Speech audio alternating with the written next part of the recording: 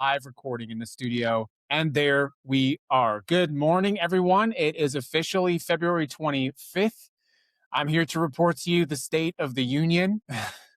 And the State of the Union is wildly crazy. Obviously, last night was an insane speech by the president. Well, we're going to get into that. I have just 3 stories today because a lot of it is going to center around that vicious web of lies told in the halls of Congress last night. I do want to make sure that we cover some of the key facts about that and talk about it on today's version of the Ignition News. Good morning. Please consider following us on your favorite platform, Spotify, Apple Podcasts, Substack, any one of those. It helps to grow the platform. And if you like Twitch, we do broadcast on Twitch every day. We're trying to cross a big milestone over on Twitch. So on the Purple app, go ahead and hop over there. But we are currently streaming on YouTube, Twitch, somewhere else that I don't know, Substack, and TikTok. Good morning, everyone. Welcome to the Ignition News. We are your number one source for unfiltered, unbiased information. So let's get into it. Obviously, there is a lot to talk about. I hear. Oh, okay. There we go. Every time I do a show on Wednesday, no matter what time I start, that's the time the leaf blowers start, no matter when. So if you ever want to know when they're going to be blowing leaves in my neighborhood, they're going to be doing it whenever I do the show on Wednesday, regardless of the time. 2 o'clock, 3 o'clock, 10 o'clock, 9 o'clock, doesn't matter. Either way. Good morning, everyone. Welcome to the Ignition News. Last night, the President of the United States stood before Congress and lied. Not once, not twice, but dozens of times. He said egg prices are down 60%. They're down 48%. He said he added 70,000 construction jobs. The real number is 44,000. He said cheating is rampant in our elections, but every independent study knows that that is false. He called his tax bill the largest in American history and the largest and the best, I guess he said. But several nonpartisan tax organizations say it is the 6th largest. He lied repeatedly in the halls of Congress. And here's why it matters and why we're going to dig into it today. Those lies are not just random. They're packaging around a product that is right now arming a domestic military force to the teeth, and a product that is strong arming technology and technology leaders, well, to come after us. So yeah, this is the Ignition News. Let's dig into it. I'm wearing sunglasses today just to spice things up a little bit. I'm so sorry I was not able to do the Ignition News yesterday. I'm stuck between 2 spaces right now. We have this old space that I use and the studio. And unfortunately, there's just been a lot of technical challenges getting that space set up. And I wasn't able to use either space yesterday. And so, yeah, we were out yesterday. I apologize for that. But we're back. We're back here with you today. Good morning. So let's go ahead and start with that speech on the Ignition News, because obviously before we can talk about what this administration is actually doing, we need to establish what it is telling you that it is doing. And those two things are very, very far apart. So Trump delivered what I would call the longest, well, what felt like the longest State of the Union in history. And if you watched it, you heard a man that is clearly slipping away in front of us cognitively. He told you he lifted, well, let me just start with this one. I think the most egregious. He said he, quote, lifted 2.4 million people off of food stamps. What they didn't tell you is that they, quote, lifted those people off of food stamps by stripping the food stamps from them and by adding work requirements from the big, beautiful bill. Requirements, by the way, that cut off veterans, that cut off people experiencing homelessness, that cut off parents whose oldest child is 14. He did not lift these people out of poverty. He literally kicked them in the ass into poverty. He pushed them off the rolls. They said, well, we're not counting you as poor anymore. We're just not counting you. And I think it's important because when you talk about that, he also talked about crime. He talked about crime in Washington, D.C. He said that crime in Washington, D.C. is the lowest that it's ever been. Well, tell that to the 322 cars stolen in Washington, D.C. this year alone. And it is true that crime is down in Washington, D.C., of course, but that is a trend that has been happening for years since the president took office. I can't do this with the sunglasses on. I'm sorry. I'll have to do it with the regular. I've got my serial killer glasses on now. He said his tax bill was the largest tax bill in history. It's not. It's the 6th largest tax bill in history. But even that is inconsequential because the tax breaks are going to the wealthiest 1%. Yes, there's no tax on tips, but did you know that you can only claim $25,000 for those tips, and that you have to be filing, for example, you have to itemize your expenses. And by the way, if you're married, only one of you can claim that. He said cheating is rampant in American elections, but multiple studies have proven that this is not the case. In fact, the only one that seems willing to cheat in elections is Donald Trump himself. He blamed Joe Biden for the almost 12,000 murders committed by undocumented immigrants. The DHS's own data cannot verify when those people entered the country, by the way. Many arrived decades ago. Many of them arrived under his first administration, or under the George Bush administration, or under the Obama administration. But here's the point. This isn't just someone who stretches the truth. This is a deliberate, systemic, and coordinated attack. It is a coordinated attack of disinformation, and it serves a purpose. You tell people crime is rampant where crime is not rampant. And then what you can do, what can you do? Well, we're going to talk about that in a little bit. You tell people elections are rigged when they're not rigged. What can you do? Adjust that camera there. Right? You tell people that you're kicking, or that you have lifted people out of poverty when you actually kicked them away from food stamps. What can you do? You can take them away from more people. It's a systemic, coordinated campaign of lies. And here's why it matters. The next story. Welcome to the Ignition News, everybody. I'm so sorry. I got to adjust this camera. It looks like it's about to fall over. Can't have that happening. There's some pretty dramatic reporting about what is happening with ICE. There's a framework that we really need to talk about, and it's a pretty chilling framework around that. One reporter called it the forever war. And once you see it, you really can't unsee it. The same thing that happened in Iraq and Afghanistan is about to happen here in the United States of America.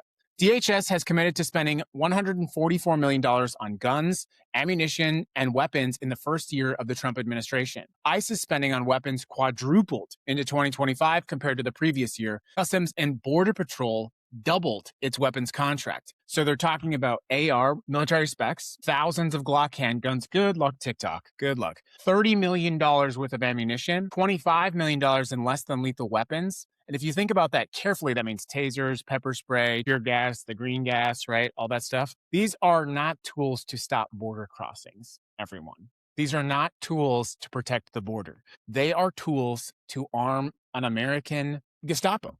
I mean, there's really no way around it. Trump is building a well-funded, poorly trained paramilitary force that could easily take on a life of its own. In fact, it is indeed already taking on a life of its own. We've seen federal agents threaten to taser protesters. We've seen them shoot pepper balls directly into the head of a priest. And the ICE recruiting messaging is where you want to look for exactly that. One reporter described ICE as an employment program for the Trumpian proletarian mob. Right? So we know about the forever wars from Iraq and Afghanistan. We're about to see that happen in the United States of America. What happens? Why are they stockpiling ammunition? Why are they stockpiling weapons? They're not just buying weapons, by the way. I just want to make sure I'm very, very clear on this. DHS, CBP, I mean, it's all the same organization. They are stockpiling weapons. Why? Why is ICE stockpiling weapons? Ammunition. That's the one that I think is really telling. $30 million worth of ammunition. Think about that for a second. $30 million worth of ammunition. And we're about to see that forever war come home in a different way, which is technology. Today, I want to talk to you about the last story, but they all tie together.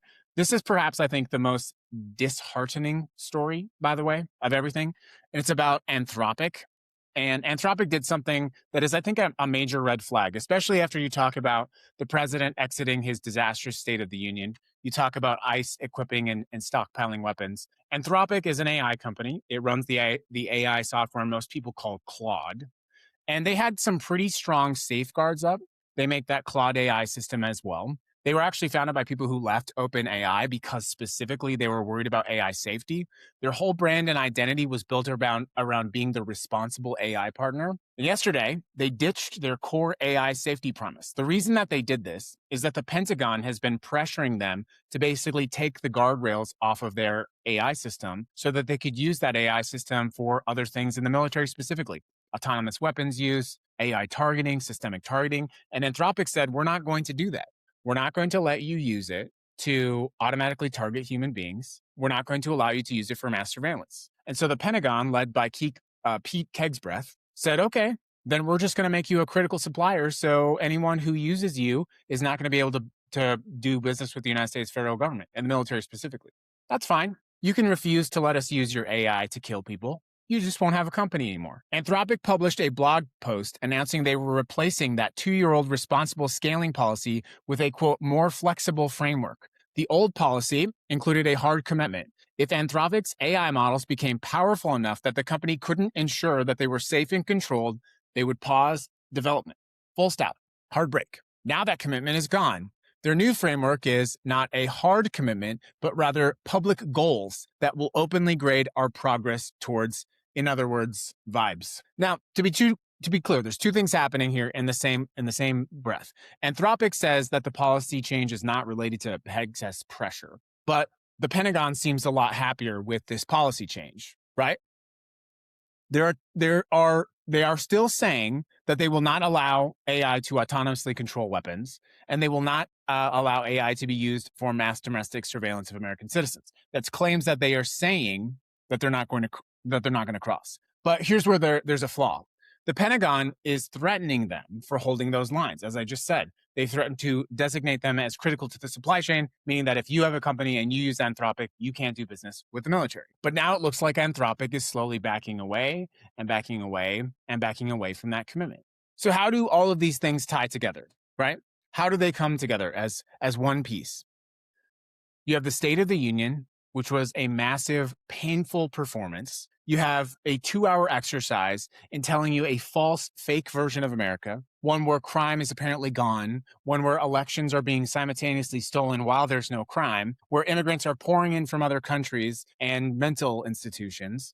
Of course, none of that is true, but it is all necessary because we have ICE rapidly building up a stockpile of weapons. Deportation is so far off target that they're not even actively publishing the deportation targets anymore. They're not publishing that information. We kind of just have to take them at their vibes. Then you have the government pressuring an AI company to remove critical guardrails of safety. This is not at all abstract. It's not a conspiracy. It is a documented, well-funded effort to strip you of your democracy in plain view. And that's the wildest thing about it. I think most of us would have assumed that they would be a bit more nefarious about it, that perhaps they would be a bit more clever in their kleptocracy. Whether it's the grift or whether it's the blatant lies or the harm, the president of the United States mocking the female hockey team at the Olympics, a hockey team which, by the way, has won gold 3 times since 1980 compared to 1 time for the men, a Defense Department which is simultaneously purging itself of the most qualified military operators, being run by a Fox News host, and who is now openly pressuring AI companies. All of the guardrails and the fabrics of what we used to call democracy have stripped away. And yet, here we are. We are gearing up towards something very different. And I think the little feather in the wind that I see is happening in Maine. So let me tell you about the final part of this and why I think that we are on the verge of something massive and why I think you should have hope. In Maine, you've got Janet Mills, a longtime Democrat establishment governor. 46% approval, mildly popular Democrat governor. You also have Graham Plattner, who is a progressive populist candidate. Graham Plattner, by all accounts, should not be campaigning anymore. His campaign should be over. He was plagued by scandal from some troublesome Reddit posts. He obviously had a tattoo that was apparently a Nazi symbol. He's covered up that tattoo. He said he's learned from those things. But in a traditional Democratic race, someone like Graham Plattner should be done. His campaign would be over. At the very least, his polling would be over. But the thing that happened is, in spite of all of that, he has actually surged in support. And that is in spite of a massive Democratic establishment effort, well-funded, well-coordinated, well-structured attack on Graham Plattner. And what's happening is Plattner is dominating in the polls. He's walloping in the polls, 64% to Janet Mills' 26%. And I understand that there are people who really are not able to move past Plattner as a candidate because of the issues from his past. That is not the discussion for today. The discussion I want you to believe in today is enough of your brothers and sisters on the street believe as you believe that it is time for revolutionary change in America right now. It is time for fundamental progressive populism. And it is time for us to no longer be ashamed of that fundamental progressive populism. It is time for us to wrestle power back from the billionaires. Progressive populism is simple. It combines the very popular policies of the left with a policy of we, the people, not the oligarchs, not the political class, but the working class. And yes, it is a different direction for American politics. There is a portion of progressive populism where we have to bring ourselves in first. And I know this is unpopular when I say this, but part of what has traditionally been a value of the left is that we want to look out for everybody, right? And we do. There's no question about it. But we can't look out for everybody while our house is burning down. And our house here is burning down.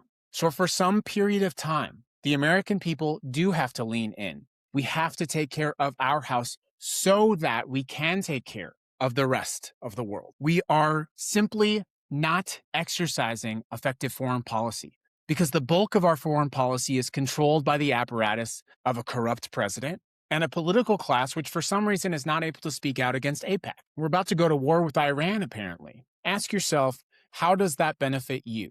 Iran is so dysfunctional right now. It is plagued with drought, and it's going to have to move its capital city out of Tehran because they're running out of water. They are not a threat to you. Your children, your money have no place in bombing Iran right now. So we have to start looking in so that we can improve the rotting infrastructure in our country, the rotting education infrastructure, our healthcare systems. And I know that for some people that is a difficult message to hear, but we have to start taking care of America first because we have broken the core fundamentals of this country. And I think that part of it, if I'm being honest with you, is because we care and because we have been willing to invest outwards. And while we have been willing to invest outwards, the political class and the oligarchs have been robbing us blind. And so what you see in Maine could well be a flashpoint, not just for the Democratic Party, but for American politics in general.